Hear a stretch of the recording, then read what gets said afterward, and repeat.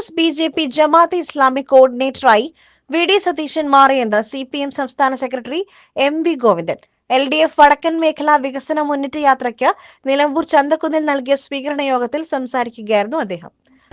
ഈ മലപ്പുറത്ത് വന്നപ്പോൾ മുസ്ലിം ലീഗുകാരുടെ എല്ലാം വിചാരം അവരുടേതാണ് ഈ മലപ്പുറം എന്നാണ്. മലപ്പുറം ഇടതുപക്ഷത്തിൻ്റെ അതിശക്തിയായ കേന്ദ്രീകൃത നാടാണ് എന്ന് നിങ്ങൾ തെളിയിക്കുകയാണ്. ഇതാണ് സജീവമായ ജനത. കുറച്ച് വോട്ട് മാത്രമല്ല ഞാൻ ഉദ്ദേശിക്കുന്നത്. ഒരു സജീവമായ ജനതയുണ്ട് ഇവിടെ. വർഗീയതക്കെതിരായിട്ട് ഉൾപ്പെടെ അതിശക്തിയായിട്ട് നിലകൊള്ളുന്ന ഒരു ജനത. ആ ജനതയിൽ വിശ്വാസമർപ്പിച്ചുകൊണ്ട് തന്നെയാണ് ഇടതുപക്ഷ പ്രസ്ഥാനങ്ങൾ അതിശക്തിയായിട്ട് രാജ്യത്തും ഇവിടെയും എല്ലാം പ്രവർത്തിക്കുന്നത്.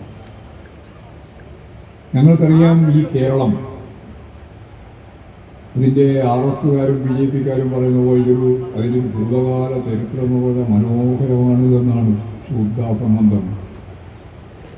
ഈ കേരളത്തിൻ്റെ ഭൂതകാല ചരിത്രം ഫ്യൂഡൽ ജീർണതയുടെ അങ്ങേയറ്റത്തെ മനുഷ്യത്വവിരുദ്ധമായ ജനവിരുദ്ധമായ സമീപനങ്ങളുടെ ഒരു കേന്ദ്രഭൂമിയായിരുന്നു കേരളം. നൂറ്റാണ്ടുകൾ, 1-2 വർഷമൊന്നുമില്ല, നൂറ്റാണ്ടുകൾ.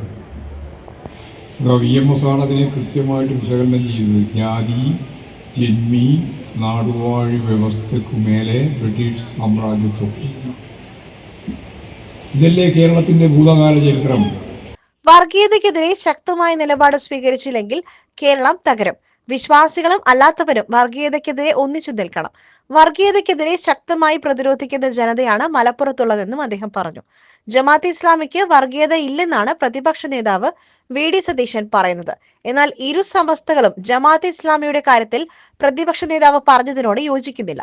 ഇക്കാര്യത്തിൽ മുസ്ലിം ലീഗും P.K. കുഞ്ഞാലിക്കുട്ടിയും ആരുടെ അഭിപ്രായത്തിനൊപ്പമാണെന്ന് വ്യക്തമാക്കണമെന്നും എം.വി. ഗോവിന്ദൻ ആവശ്യപ്പെട്ടു. രാജീവ് ചന്ദ്രശേഖർ ബി.ജെ.പി. സംസ്ഥാന അധ്യക്ഷനായപ്പോൾ ബി.ജെ.പിക്ക് ഗുഡ് സർട്ടിഫിക്കറ്റ് നൽകിയ നേതാവാണ് വി.ഡി. സതീശനെന്നും എം.വി. ഗോവിന്ദൻ പറഞ്ഞു. പാവങ്ങൾ എന്ന വാക്ക് കേരളത്തിൽ നിന്നും ഇല്ലാതാക്കും. LDF ഭരണ തുടർച്ചയിലെ പ്രധാന ലക്ഷ്യം ഇതാണ്. കേന്ദ്ര സർക്കാർ സംസ്ഥാനത്തെ ഞെരുക്കിയപ്പോൾ ബദൽ സംവിധാനം ഒരുക്കിയത് കിഫ്ബിയിലൂടെയാണെന്നും എം.വി. ഗോവിന്ദൻ പറഞ്ഞു. PM ബഷീർ അധ്യക്ഷത വഹിച്ചു. നിലമ്പൂർ ആയിഷ ജാഥ നായകനെ ഷാൾ അണിയിച്ചു. Malayath Chandran, Mathew Kunnampally, Kasim Irikkur, K.S. Saleekha, K. Santhosh Kumar MP, P.K. Sainaba, M.A. Vittaj, Alice Mathew, B. Muhammad Razak, Panandan Noushad, Abraham P. Mathew, Thomas Mathew, Parattil Kunjan, P.V. Hamsa, Vettekodan Shamsu, E. Padmakshan, Skaria Gnathoppil, K. Mohanan, T. Raveendran, P. Shabeer, P.T. Ummer, George M. Thomas തുടങ്ങിയവർ സംസാരിച്ചു. SS Gold, Pure Gold. SS Group, Nilambur.